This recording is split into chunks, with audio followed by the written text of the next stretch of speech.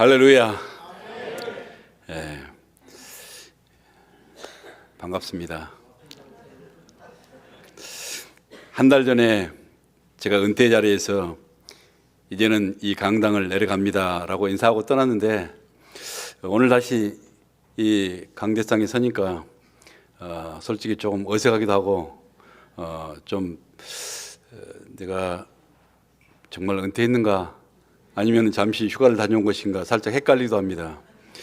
예, 뭐 그렇다고 영 주저앉을까 염려하지 마시고 평안하십시오.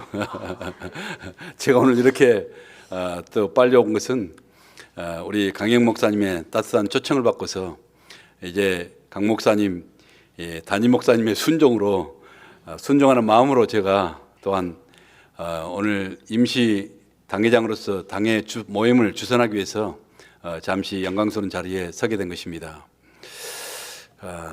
우리 사랑하는 성도 여러분, 제가 지난 5년도 넘는 시간 동안 단 하루도 빠짐없이 내가 주님 앞에 엎드릴 때마다 마음 짓눌리며 간구했던 한 가지 기도 제목이 무엇인 줄 아십니까? 그것은 바로 이 황무지와 같던 이 이민의 땅에 하나님께서 세워주신 우리 헤브론 교회가 하나님 다음 세대에도 계속해서 복음으로 힘차게 나아갈 수 있도록 정직하고 신실하며 말씀 위에 바로 서 있는 하나님의 종을 제 후임으로 보내달라는 간절한 기도였습니다.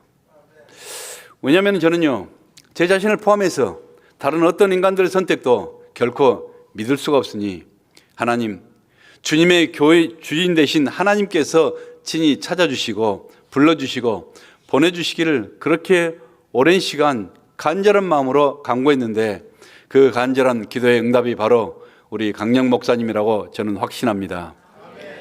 그러기에 이제 우리 헤브론 교회는요, 그의 영적인 리더십 아래에서 모두가 한 마음으로 복음에 헌신하며 우리 주님을 섬기며 어떠한 상황 속에서도 믿음의 순례길을 멈추지 않고 달려가야 할 것입니다. 그렇게 될 때 하나님이 세우신 목자는요, 그리스도의 심장을 품고 그리고 생명의 말씀으로 하나님의 양떼들을 부지런히 먹이며 자신의 생명까지도 아끼지 않고 우리 교회와 성도들을 섬기는 그러한 하나님의 종이 되는 것입니다. 그러한 교회는 반드시 거룩한 이 복음의 사역을 감당하는 우리 주님의 교회가 될 것이요, 우리 하나님께서 구원받는 영혼들을 날마다 이 교회 가운데 더하심으로 성령의 역사, 믿음의 역사, 사랑의 역사, 구원의 역사가 넘쳐나는 아름다운 교회가 될 것이라고 저는 확신하고 믿습니다.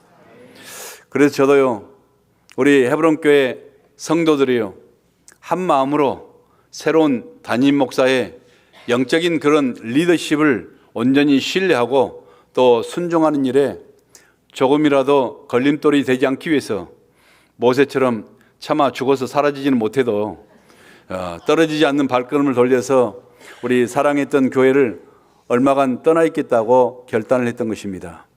하나님도 제 마음과 연약한 소원을 아실 거라 믿습니다.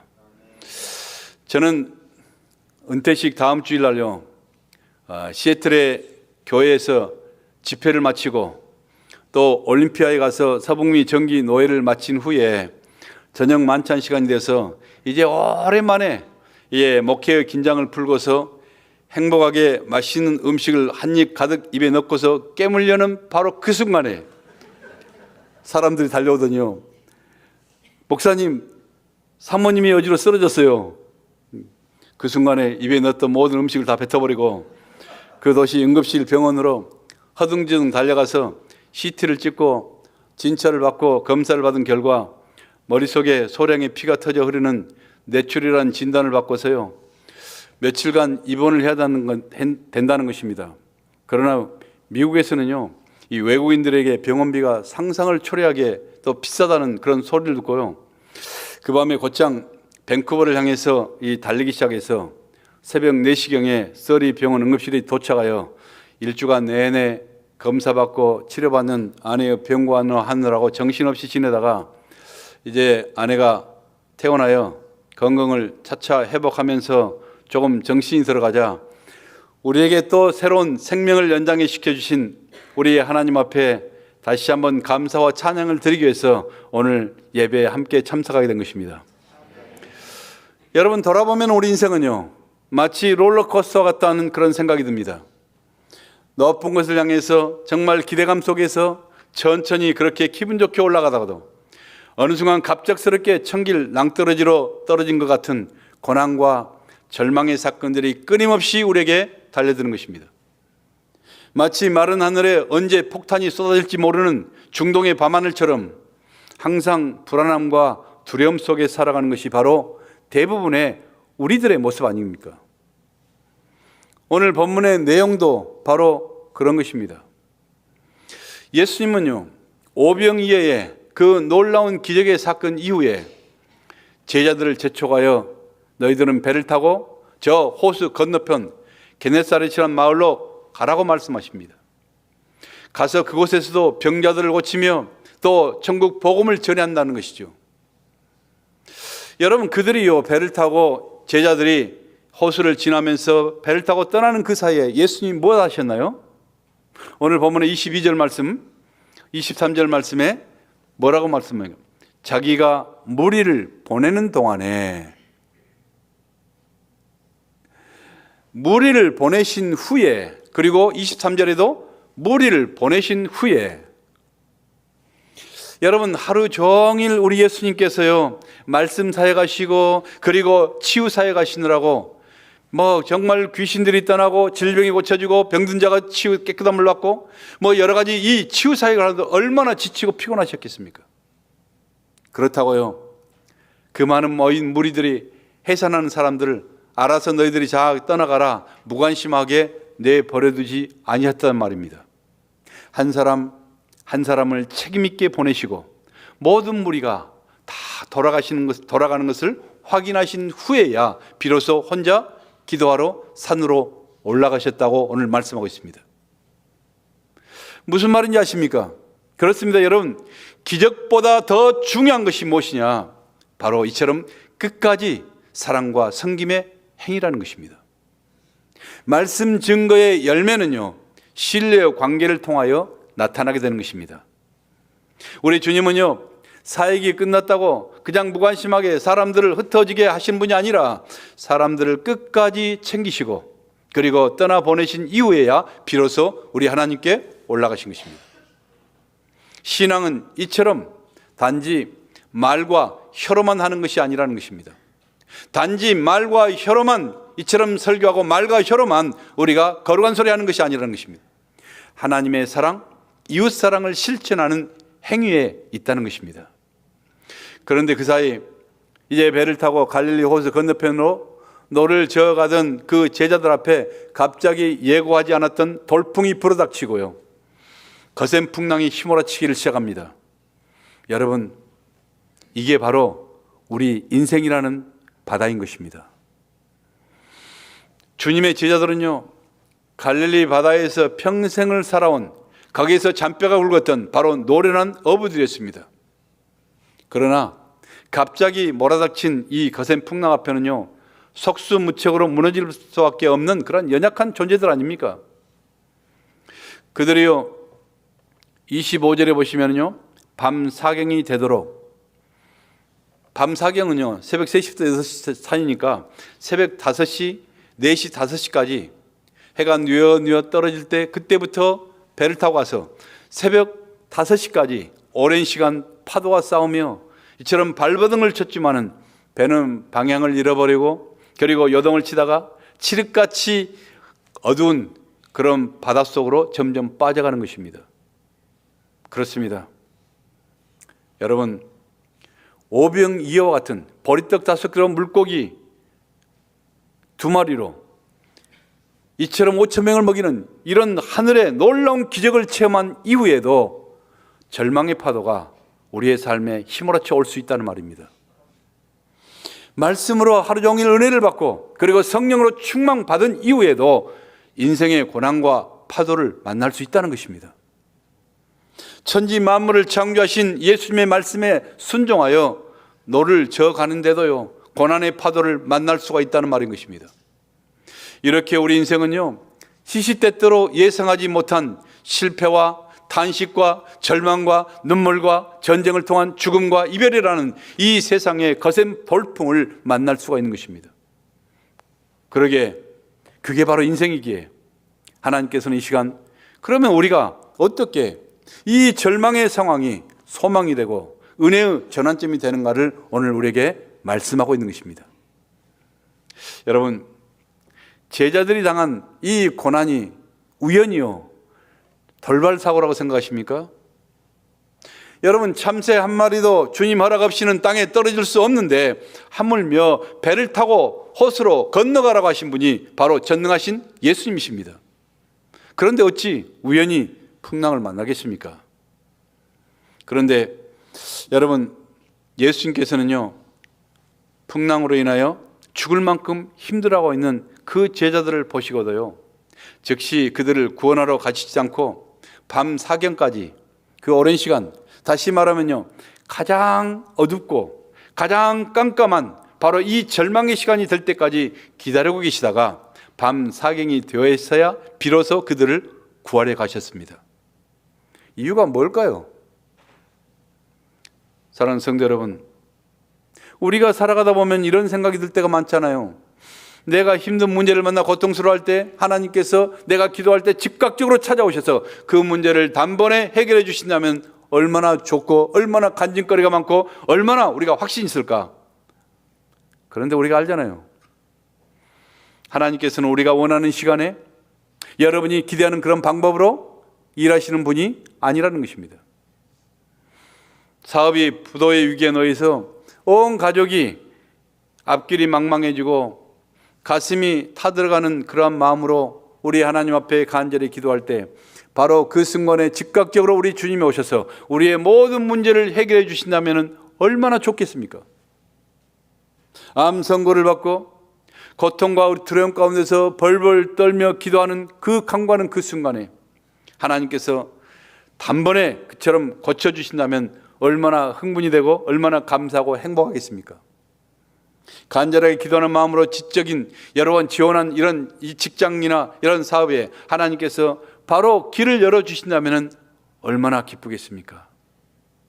우리는 이렇게 모든 일이 내가 기도하는 대로 내가 원하는 시간에 막힘없이 이루어진 것을 형통이라고 그렇게 말합니다.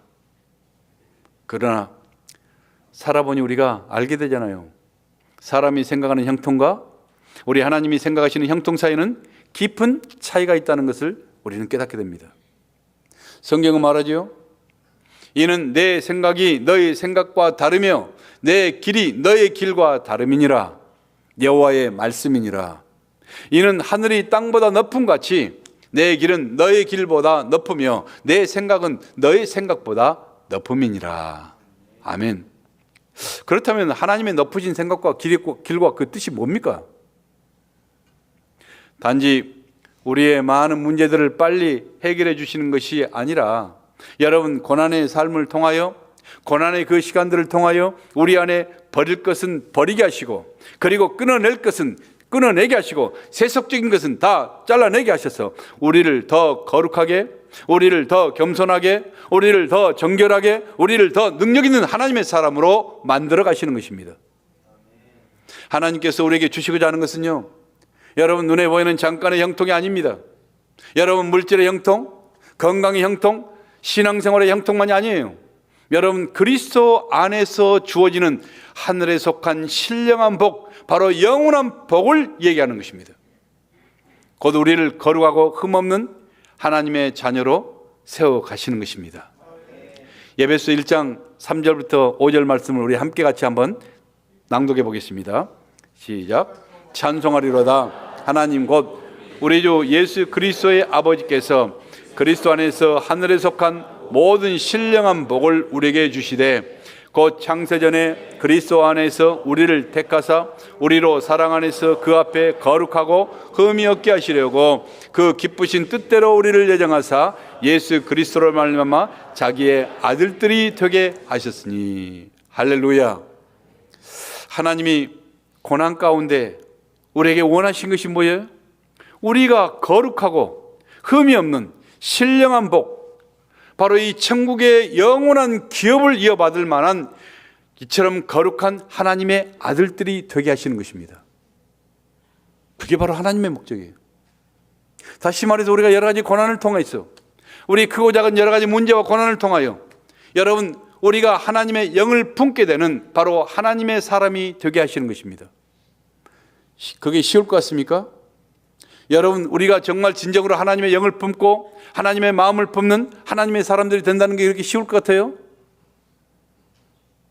여러분 부모는요 자기를 닮은 자녀를 끔찍하게 사랑하듯이 우리 하나님도 자신을 닮아가는 거룩한 자녀들을 사랑하시고 기뻐하시죠.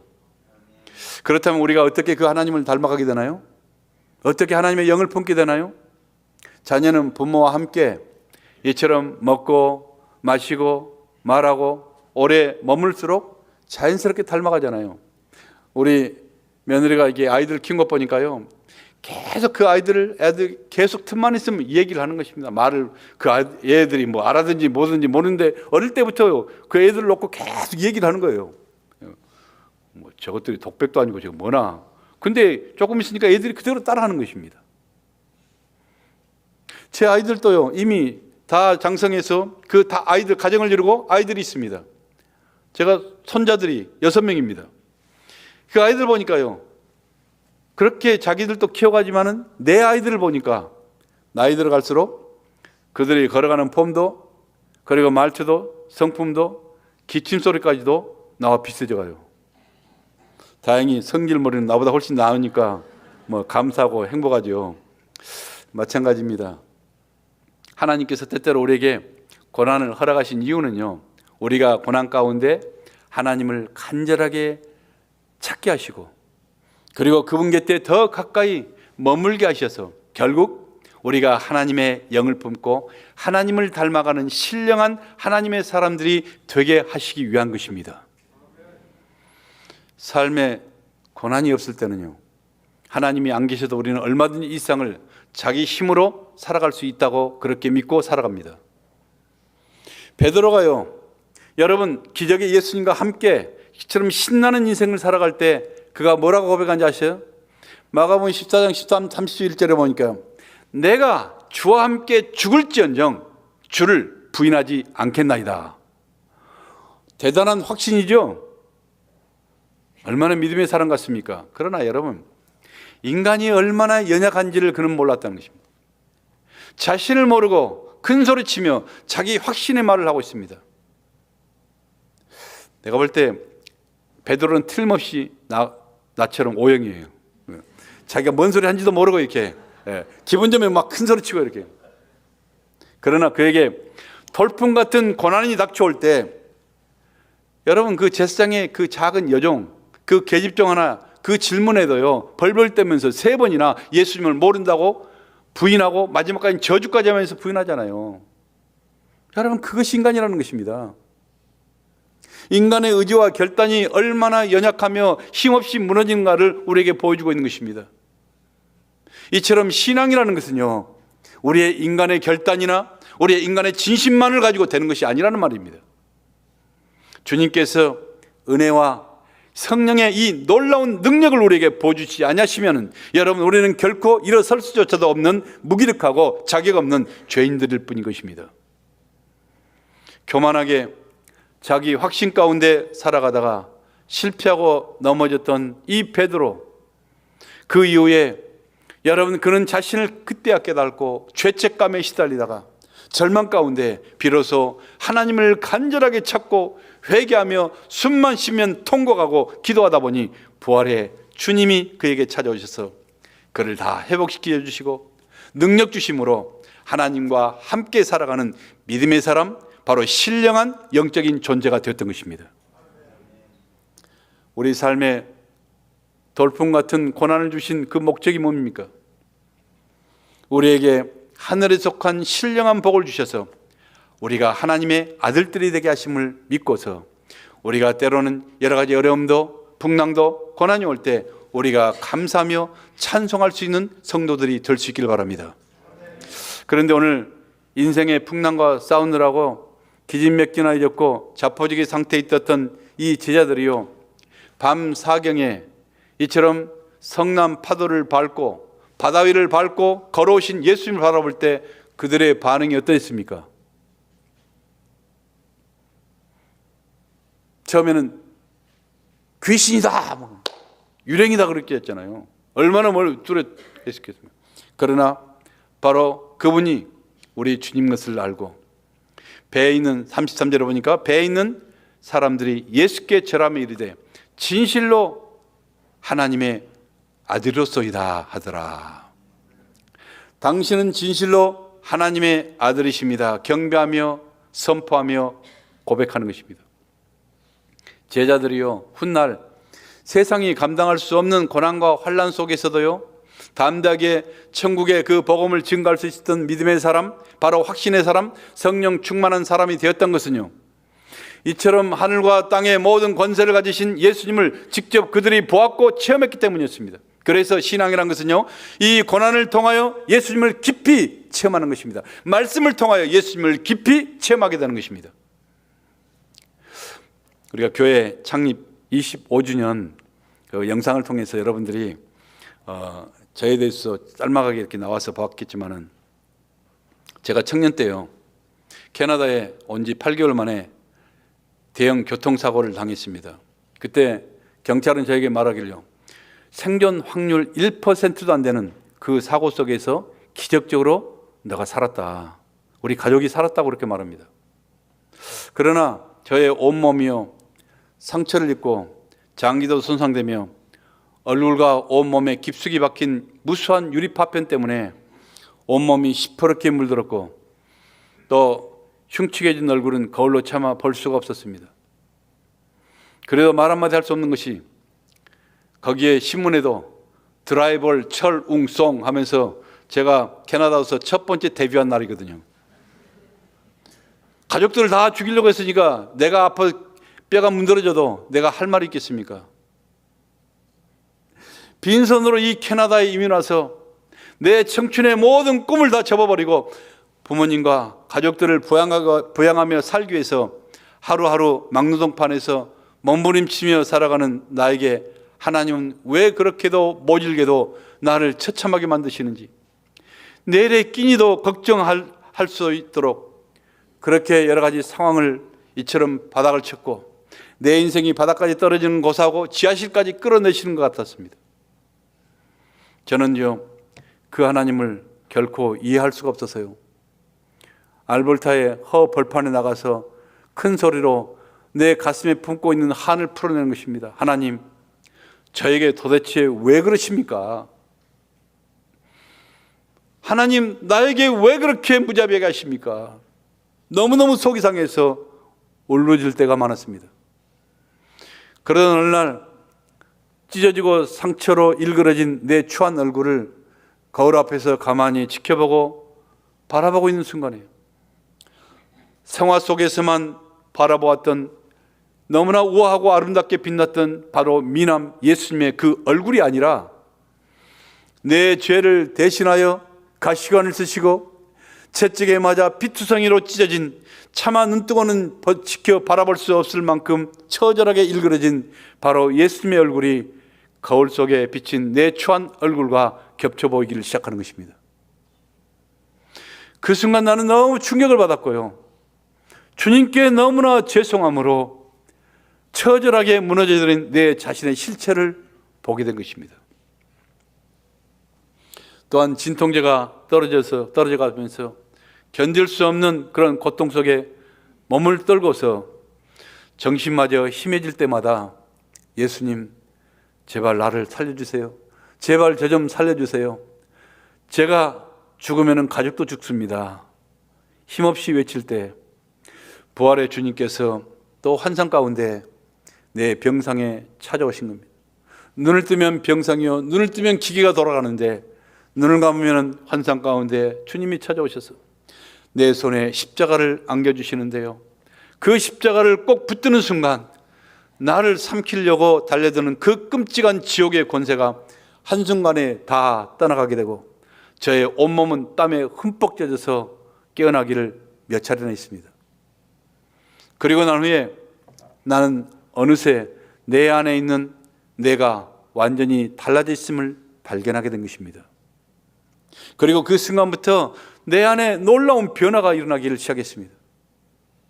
그토록 원망과 불평으로 굳어져 있던 내 마음이 조금씩 풀어지기 시작했고, 오만하게 가득 닫혀 있던 내 영혼의 문이 조용히 열리며, 공상처럼 생각했던 그런 영적인 상황들이 모두가 다 공상이 아니라 현실적이라는 사실을 그때 확실하게 체험하게 된 것입니다. 그래야 내 안에 더욱 놀라운 변화가 일어나죠. 이전에는 아무것도 아니한 것들이 이제는 모두가 다 상상도 할 수 없는 바로 은혜로 보이기를 시작했습니다. 길가에 흔들리던 나뭇잎 하나까지도요, 나에게 손을 내밀면서 하이하고 저를 위로합니다. 그 모든 이 나뭇잎 하나까지도 너무나 아름답게 느껴지고요, 그저 스쳐 지나가던 바람에도 이유 없는 감사와 기쁨의 눈물이 조용히 그러나 멈추지 않고 계속 흘러내린 것입니다. 그것은 분명 메마른 과거의 내가 아니었습니다. 내 자신의 환경이 조금 더 바꿔진 것 아니에요. 여러분, 고난스러운 상황이 조금 더 달라진 것이 없습니다. 단지 내가 받았던 바로 그 십자가, 그 예수님의 고난의 그 십자가, 그 안에 나를 완전히 바꾸어 놓았던 것입니다.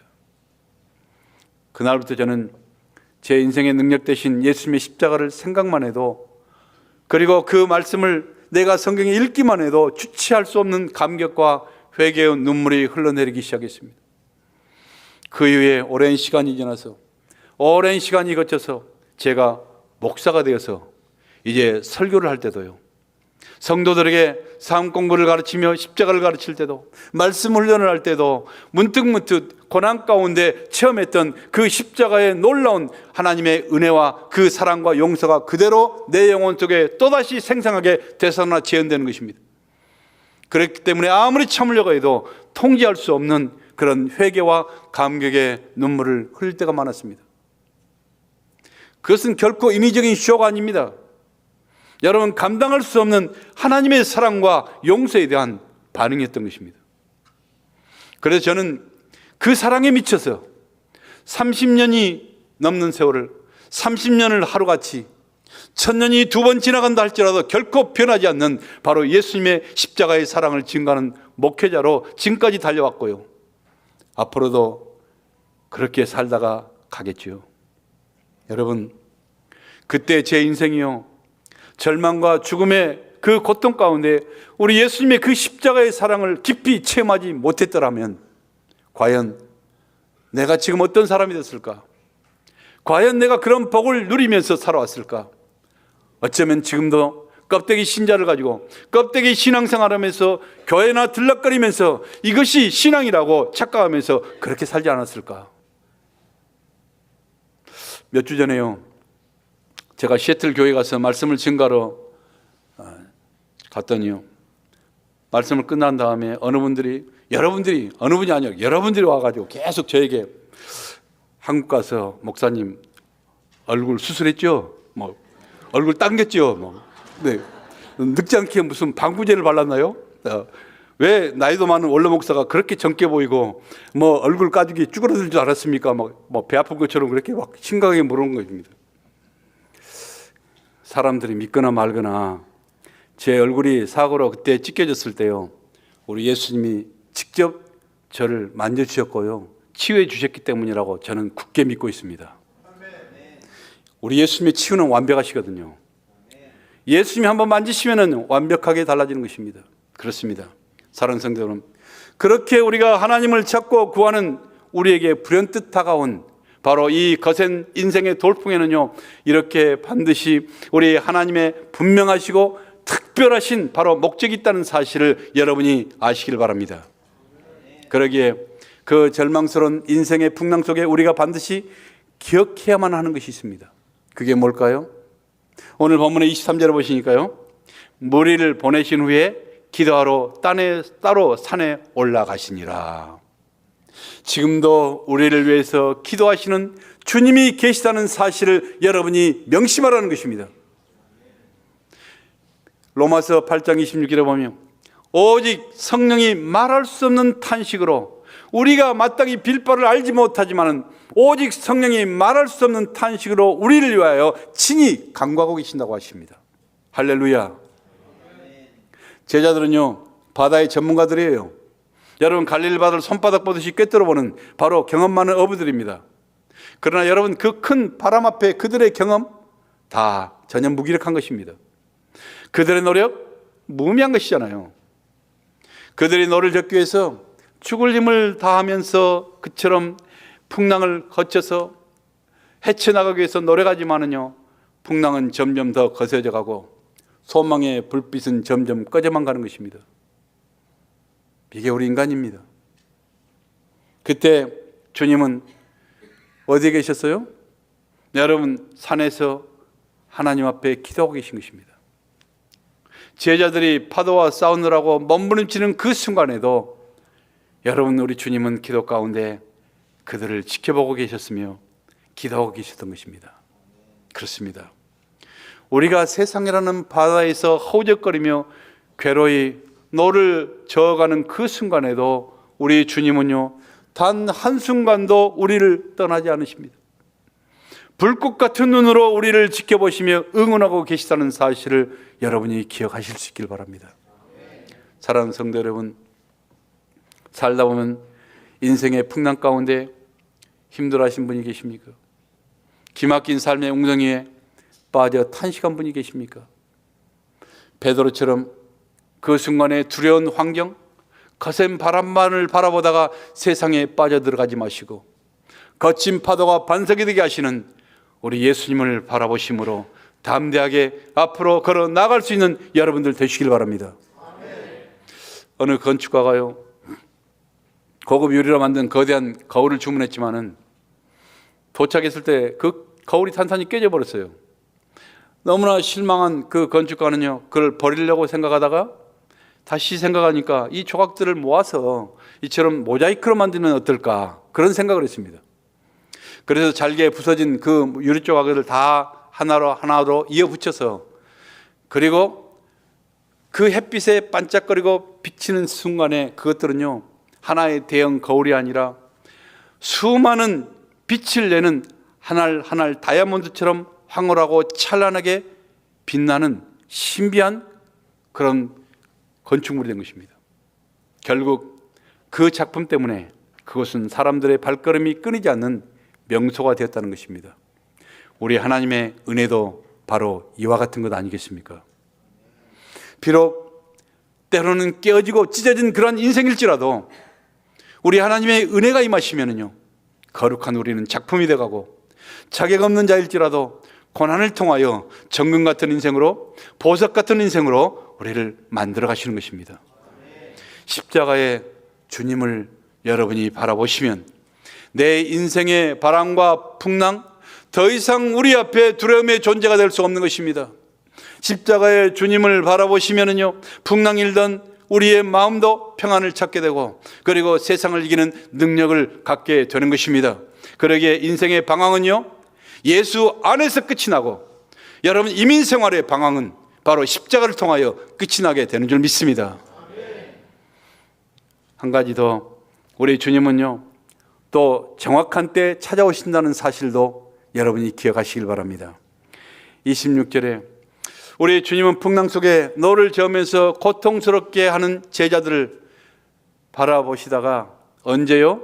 밤 사경에 그 고난과 역경의 절정인 그 위급한 순간에 성남 파도를 밟고 바다 위를 걸어서 우리 주님께서 달려오신 것입니다. 할렐루야. 우리 주님은 결코 우리를 잊지 않으세요. 여러분 절망과 고독과 눈물 속에 있는 자녀들을 결코 홀로 두지 않습니다. 우리는 고아가 아니에요. 여러분 이사야서 49장에 뭐라고 말해요? 여인이 어찌 젖먹는 자식을 잊겠으며 자기 태에서 난 아들을 긍휼히 여기지 않겠느냐. 그들은 혹시 잊을지라도 나는 너를 결코 잊지 않을 것이니라. 사랑하는 성도 여러분, 때로 인생의 고난 속에 힘들게 노를 저어갈지라도 하나님이 나를 잊으신 게 아닌가 속단하며 눈물을 흘리지 마세요. 우리는 인생의 풍랑 가운데 눈물을 흘리지 않고는 배울 수 없는 진리가 있기 때문에 주님은 그 절대 시간까지 여러분들을 기다리고 계신 것뿐입니다. 그러나 우리 주님은 정확한 때, 퍼펙트 타임에 반드시 찾아오시는 신실하신 하나님이요, 언약의 하나님이시요, 은혜의 하나님이십니다. 그리스도인의 기쁨과 인생의 간증이라는 것은요, 고난이 없이 내 뜻대로 모든 것이 다 이루어졌을 때 생기는 것이 아니라는 것입니다.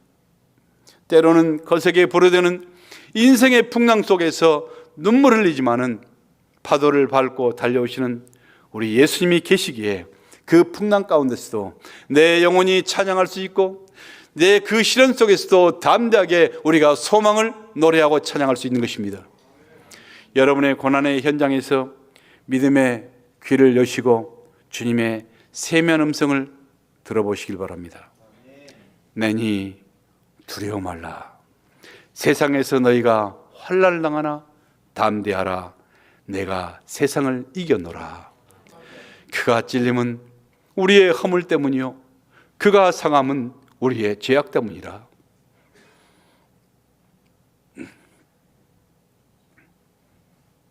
그가 징계를 받음으로 우리는 평화를 누리고 그가 채찍에 맞음으로 우리는 나음을 받았도다. 이 고난주간 생명 대신 우리 주님의 그 십자가를 다시 한번 깊이 묵상하십시오.